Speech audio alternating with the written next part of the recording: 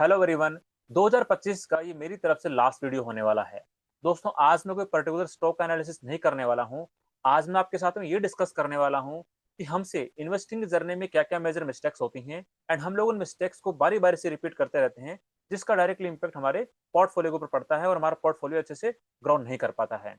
And दोस्तों, कुछ सालों पहले ये मिस्टेक्स मेरे से भी हुआ करती थी, बट टाइम के साथ में मैंने उन मिस्टेक्स को अवॉइड करना स्टार्ट किया एंड वो गलतियां अब रिपीट नहीं करता हूँ। तो दोस्तों, जो गलतियां हमसे होती हैं उनको समझाने के लिए मैं कुछ स्टॉक्स का नाम लेने वाला हूँ, केवल समझाने के पर्सपेक्टिव से। तो प्लीज उन स्टॉक्स को एज ए कोई रिकमेंडेशन मत मानना। उन स्टॉक्स का नाम मैं केवल आपको समझाने के पर्सपेक्टिव से लूंगा। आप लोग अपनी खुद की रिसर्च करना, खुद का एनालिसिस करना, उसके बाद में ही डिसाइड करना कि कौन सा स्टॉक के अंदर आपको इन्वेस्टमेंट करना है या फिर नहीं करना है। चलो दोस्तों, डिस्कशन स्टार्ट करते हैं। दोस्तों, फर्स्ट गलती है ऐसी कंपनीज के स्टॉक्स के अंदर इन्वेस्टमेंट करना जिनके बिजनेस में कोई ग्रोथ नहीं है। मतलब ना तो उनके रेवेन्यू के अंदर ग्रोथ है, ना ही उनके प्रॉफिट के अंदर ग्रोथ है, बट फिर भी एक रिटेल इन्वेस्टर उन कंपनीज के स्टॉक्स को अपने पोर्टफोलियो में भर भर के खरीदता है, बिकॉज उनका स्टॉक अपने लाइफ टाइम हाई से लगभग 40, 50, 60% डाउन है। तो वो इस उम्मीद में उस स्टॉक को खरीदता है कि जैसे इसका स्टॉक वापस अपने लाइफ हाई प्राइस पे जाएगा तो मेरा पैसा यहाँ से डबल हो जाएगा। पर दोस्तों, आप ये बताओ, जिस कंपनी के बिजनेस में ग्रोथ ही नहीं है, रेवेन्यू ग्रोथ नहीं हो रहा, प्रॉफिट ग्रोथ नहीं हो रहा, तो उस कंपनी का स्टॉक वापस अपने लाइफ हाई प्राइस पे कैसे पहुंचेगा? तो दोस्तों, सेक्टर वाइज मैं कुछ कंपनीज के नाम आपके साथ डिस्कस करने जा रहा हूं, जिसके थ्रू मैं ये समझाने की कोशिश करूंगा कि इन कंपनीज के बिजनेस में कोई ग्रोथ नहीं हुई है पिछले 4, 5 सालों में, जिसकी वजह से इनका स्टॉक अपने लाइफ हाई प्राइस से लगभग 40 से 50, 60% डाउन है। दोस्तों, फर्स्ट सेक्टर पिक करते हैं, फुटवेयर सेक्टर। दोस्तों, फुटवेयर सेक्टर के अंदर दो कंपनीज हैं, रिलैक्सो एंड बाटा इंडिया। दोस्तों, इन दोनों कंपनीज के बिजनेस के अंदर पिछले कुछ सालों से कोई ग्रोथ नहीं है। मतलब ना तो इनका रेवेन्यू ग्रोथ कर रहा है, ना ही इनका प्रॉफिट ग्रोथ कर रहा है, जिसकी वजह से इनका स्टॉक अपने लाइफ हाई प्राइस से लगभग 50 से 60% डाउन है। एंड दोस्तों, जब इन कंपनीज का स्टॉक अपने लाइफ हाई प्राइस पे ट्रेड कर रहा था, उस टाइम पे इन कंपनीज की वैल्यूएशन बहुत ही ज्यादा एक्सपेंसिव थी। उस टाइम पे इन कंपनीज का स्टॉक लगभग 100 के प्राइस टू अर्निंग रेशियो पे ट्रेड करता था। रिलैक्सो का स्टॉक तो लगभग 150 के प्राइस टू अर्निंग रेशियो पे पहुंच गया था। पर दोस्तों, उसके बाद में बिजनेस में ग्रोथ ही नहीं हुई। जब बिजनेस में ग्रोथ नहीं होगी तो 150 का प्राइस टू अर्निंग रेशियो किसी स्टॉक को क्यों ही मिलेगा? इसीलिए इन कंपनीज का स्टॉक अपने लाइफ हाई प्राइस से लगभग 50 से 60% करेक्टेड है। बट अभी भी इन कंपनीज का स्टॉक 50 से 60 के प्राइस टू अर्निंग रेशियो पे ट्रेड करता है। एंड दोस्तों, अभी भी इन कंपनीज के बिजनेस में ग्रोथ शो नहीं हो रही है। तो मेरा तो ये क्वेश्चन है कि इनका स्टॉक अभी भी 50, 60 के प्राइस टू अर्निंग रेशियो पे क्यों ट्रेड करता है? दोस्तों, अगला सेक्टर पिक करते हैं, फैशन अपीयरल वाला सेक्टर। दोस्तों, इसके अंदर एक कंपनी है वेदांत फैशन। आप देखो, इस कंपनी के बिजनेस में पिछले 2, 3 साल से कोई ग्रोथ ही नहीं है। मतलब ना ही रेवेन्यू ग्रोथ है, ना ही प्रॉफिट ग्रोथ है। उसी की वजह से इस कंपनी का स्टॉक अपने लाइफ हाई प्राइस से लगभग 50, 60% डाउन है। एंड दोस्तों, ये वाला स्टॉक काफी रिटेल इन्वेस्टर्स का अपना फेवरेट स्टॉक बना हुआ है, बिकॉज दोस्तों, इसका स्टॉक 50 से 60% डाउन है। तो अगेन रिटेल इन्वेस्टर ने इस उम्मीद में खरीद लिया कि जैसे ही यहाँ से वापस लाइफ हाई प्राइस पे जाएगा तो मेरा पैसा यहाँ से डबल हो जाएगा। एंड दोस्तों, इसी तरह से बात कर लेते हैं कंज्यूमर ड्यूरेबल सेक्टर के बारे में। दोस्तों, इस सेक्टर में दो कंपनीज हैं, वर्लपूल इंडिया एंड क्रॉम्पटन। दोस्तों, इन दोनों कंपनीज के बिजनेस में लास्ट के 2, 3 साल से कोई ग्रोथ नहीं है। ग्रोथ है तो थोड़ा बहुत स्टेगनेंट ग्रोथ है। एंड जब इन कंपनीज का स्टॉक अपने लाइफ हाई प्राइस पे था, तब लगभग 60 से 80 के प्राइस टू अर्निंग रेशियो पे ट्रेड करते थे। बट बिजनेस में ग्रोथ ही नहीं है, तो इसकी वजह से इनका स्टॉक अपने लाइफ हाई प्राइस से लगभग 40 से 50% डाउन है। अगेन फिर रिटेल इन्वेस्टर यही गलती कर देता है कि स्टॉक 50 से 60% डाउन है तो मैं इसको खरीद लेता हूँ, और भर भर के अपने पोर्टफोलियो में खरीदता है एंड इंतजार करता रहता है कि कब मेरा स्टॉक यहाँ से डबल हो जाए। एंड दोस्तों, इसी तरह से बात कर लेते हैं पेंट सेक्टर के बारे में। दोस्तों, लास्ट के लगभग 2, 2.5 साल से पेंट सेक्टर के बिजनेस में कोई ग्रोथ नहीं है। पेंट सेक्टर की जो लिस्टेड कंपनीज है, उनके रेवेन्यू के अंदर ग्रोथ नहीं है, प्रॉफिट के अंदर ग्रोथ नहीं है। उसकी वजह से पेंट कंपनीज के स्टॉक्स हैं वो बढ़ नहीं रहे हैं। एंड बात करें कंसाइन एरोलॉग के बारे में, तो कंसाइन एरोलॉग का स्टॉक अपने लाइफ हाई प्राइस से लगभग 50% डाउन है। एंड कहानी फिर से रिपीट होती है, स्टॉक 50% से डाउन है तो रिटेल इन्वेस्टर स्टॉक को भर भर के अपने पोर्टफोलियो में खरीदेंगे एंड उम्मीद लगाएंगे कि कब स्टॉक वापस लाइफ हाई प्राइस पे जाए और हमारा पैसा डबल हो जाएगा। अरे, बिजनेस में ग्रोथ ही नहीं है, रेवेन्यू के अंदर ग्रोथ ही नहीं है, प्रॉफिट के अंदर ग्रोथ ही नहीं है, तो उस कंपनी का स्टॉक अपने लाइफ हाई प्राइस पे कैसे चला जाएगा? एंड दोस्तों, इसी तरह से बात कर लेते हैं एफएमसीजी बिजनेसेस के बारे में। लास्ट के 3, 4 साल से एफएमसीजी वाली जो कंपनीज है, उनके बिजनेस के अंदर केवल स्टेगनेंट सी ग्रोथ है। मतलब रेवेन्यू एंड प्रॉफिट्स के नंबर इनके अच्छे से ग्रोथ नहीं कर रहे हैं। एंड इसी एफएमसीजी सेक्टर में एक कंपनी बजाज कंज्यूमर, जिसके बिजनेस में लास्ट के 7, 8 साल से ग्रोथ नहीं है। एंड इसी कारण से इसका स्टॉक लगभग 50 से 60% डाउन है अपने लाइफ हाई प्राइस से। बट अगेन रिटेल इन्वेस्टर वही स्टोरी रिपीट करेगा कि स्टॉक 50 से 60% डाउन है तो मैं इसको पिक कर लेता हूँ, मेरे पोर्टफोलियो भर भर के खरीद लेता हूँ, इसी उम्मीद में कि जैसे ही स्टॉक वापस लाइफ हाई प्राइस पे जाएगा तो मेरा पैसा डबल हो जाएगा। बट इस चीज का बिल्कुल भी आइडिया नहीं है कि उस कंपनी का बिजनेस वापस कब से ग्रोथ करना स्टार्ट करेगा। और दोस्तों, इसी तरह से कुछ और कंज्यूमर बिजनेस की बात कर लेते हैं, जैसे सोला वाइनयार्ड है, सीला फोम है। इनके बिजनेस में लास्ट के 2, 3 साल से बिल्कुल भी ग्रोथ नहीं है। इसी कारण से इनका स्टॉक अपने लाइफ हाई प्राइस से लगभग 60% डाउन है। एंड अगेन एक रिटेल इन्वेस्टर वही सेम स्टोरी रिपीट करेगा कि इनका स्टॉक 50 से 60% डाउन है तो मेरे पोर्टफोलियो में इसको खरीद के भर लेता हूँ। एंड दोस्तों, इसी तरह से कुछ आईटी कंपनीज के बारे में बात कर लेते हैं, like Tata technology, Tanla platform, route mobile. इन कंपनीज के बिजनेस में लास्ट के अराउंड 2, 3 साल से कोई ग्रोथ नहीं है। एंड इन कंपनीज के स्टॉक्स भी अपने लाइफ हाई प्राइस से लगभग 50% डाउन है। एंड दोस्तों, ये वाले स्टॉक तो रिटेल इन्वेस्टर्स के काफी फेवरेट स्टॉक बने हुए हैं। तो दोस्तों, इन समरी में ये कहना चाहता हूँ कि जिन कंपनीज के बिजनेस में लास्ट के 2-3 साल से बिल्कुल भी ग्रोथ नहीं है, उन कंपनीज का स्टॉक अपने लाइफ हाई प्राइस से लगभग 40-50-60% डाउन है। एंड वो सारे स्टॉक्स रिटेल इन्वेस्टर्स के फेवरेट स्टॉक बने हुए हैं, बिकॉज उनको लगता है कि इस कंपनी का स्टॉक अपने लाइफ हाई प्राइस से लगभग 50-60% डाउन है, तो मैं इसको अभी खरीद लेता हूँ। जैसे स्टॉक वापस अपने लाइफ हाई प्राइस पे जाएगा तो मेरा पैसा डबल हो जाएगा। पर दोस्तों ऐसा नहीं होता है। जब तक उस कंपनी का रेवेन्यू प्रॉफिट वापस ग्रोथ करना स्टार्ट नहीं करेगा, तब तक उसका स्टॉक प्राइस वापस ऊपर कैसे जाएगा? ये आपके खुद के सोचने वाली बात है। तो दोस्तों ये हमने डिस्कस किया हमारी फर्स्ट मिस्टेक के बारे में। अब दोस्तों मैं सेकंड मिस्टेक के बारे में डिस्कस करने जा रहा हूँ, वो है डाउनवर्ड साइड में एवरेज करना। तो जैसे किसी कंपनी के बिजनेस से ग्रोथ चली जाती है तो उसका स्टॉक डाउन आ जाता है। तो जैसे स्टॉक 40-50% डाउन आता है तो रिटेल इन्वेस्टर वहां पे अपना पोर्टफोलियो में उस कंपनी को खरीद लेता है। बट अपकमिंग क्वार्टर्स के अंदर उस कंपनी के बिजनेस में फिर से ग्रोथ नहीं हुई तो उस कंपनी का स्टॉक और गिरता है। तो एक रिटेल इन्वेस्टर उसको फिर से डाउनवर्ड एवरेज करना स्टार्ट कर देता है। मतलब पहले से तो उस कंपनी के अंदर होल्डिंग बनाई हुई है, एंड साथ में बिजनेस में ग्रोथ नहीं होने के कारण उस कंपनी का स्टॉक और गिर रहा है, तो उसको और खरीदना स्टार्ट कर देता है कि मेरी बाइंग प्राइस का एवरेज यहाँ पे थोड़ा इंप्रूव हो जाएगा।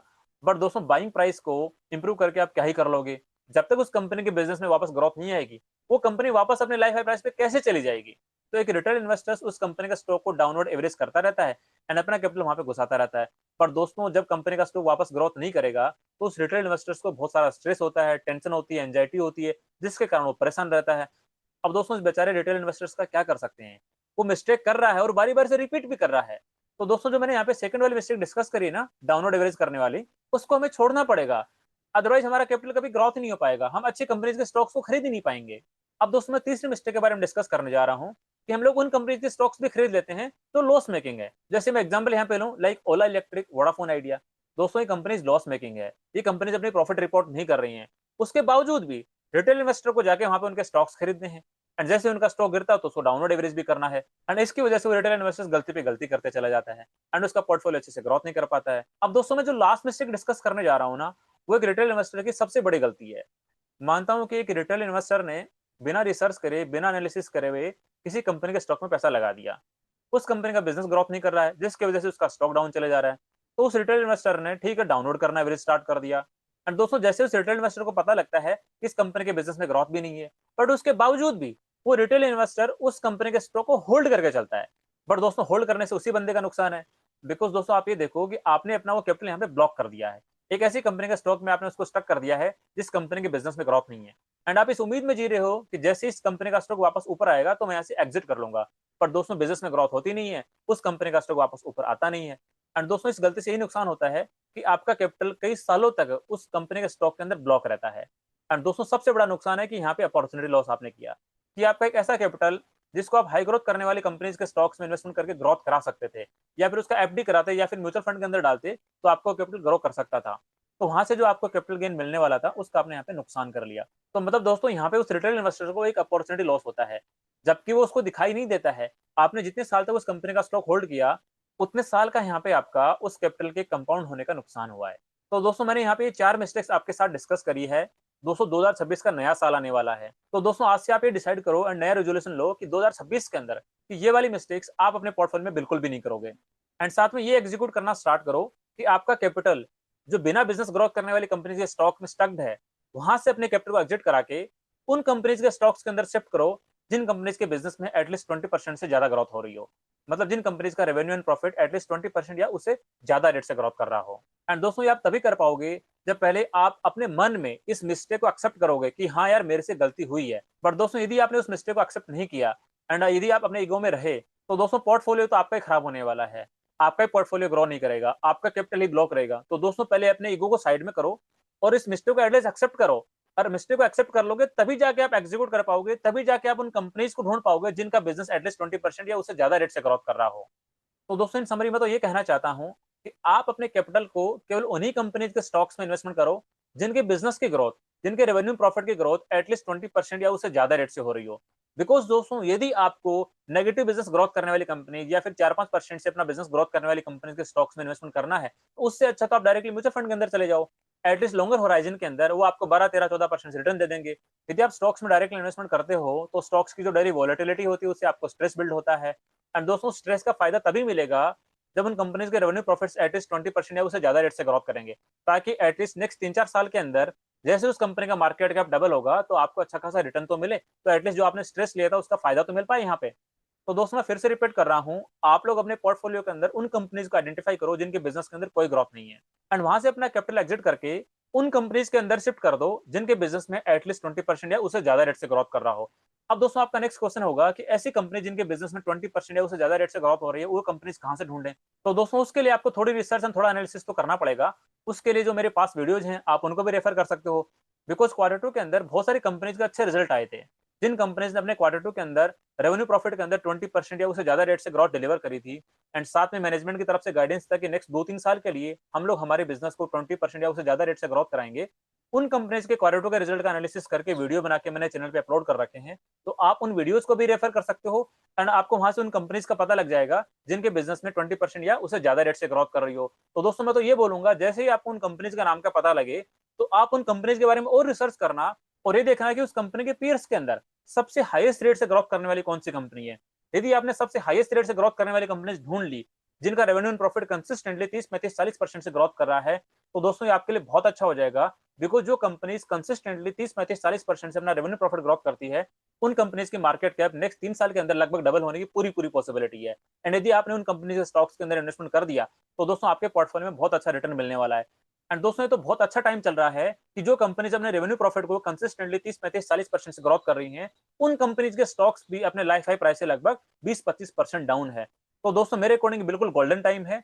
आपके पोर्टफोलियो में जो लिगार्ड बिजनेसेज हैं उनके स्टॉक से एग्जिट करो, एंड साथ में हाई ग्रोथ करने वाली कंपनीज के स्टॉक्स में अपने कैपिटल को शिफ्ट कर दो, ताकि आपका भी पोर्टफोलियो यहाँ पे अच्छा खासा ग्रोथ कर सके। तो दोस्तों मैं तो इन समरी ये कहना चाहता हूँ कि 2026 नया साल आ रहा है।